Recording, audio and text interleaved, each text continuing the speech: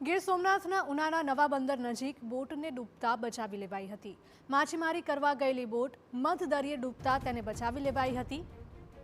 વિજય સાગર નામની બોટમાં સવાર 9 ખલાસીઓને સુરક્ષિત રીતે બચાવી લીધા હતા। બોટમાં રહેલો પંખો તૂટી જતા બોટમાં પાણી ભરાયું હતું। ડૂબી ગયેલી બોટને અન્ય બોટ સાથે બાંધી કિનારા સુધી લાવવામાં આવી હતી। સંવાદદાતા દિલીપ જોડાયા છે। દિલીપ, જણાવશો કે નવા બંદર નજીકની આ ઘટના છે, ડૂબતી બોટને બચાવી લેવાઈ હતી।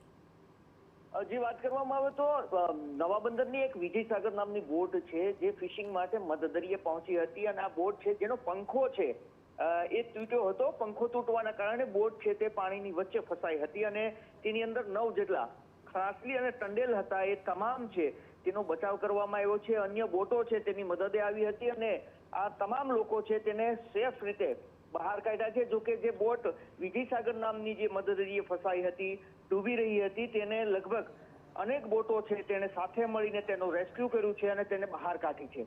જો કે હાલ તમામ ખલાસી છે તે સેફ મનાય છે અને બોટ છે તેને કિનારે લાવવામાં આવી રહી છે। જી બિલકુલ, માહિતી બદલ આપનો આભાર દિલીપ।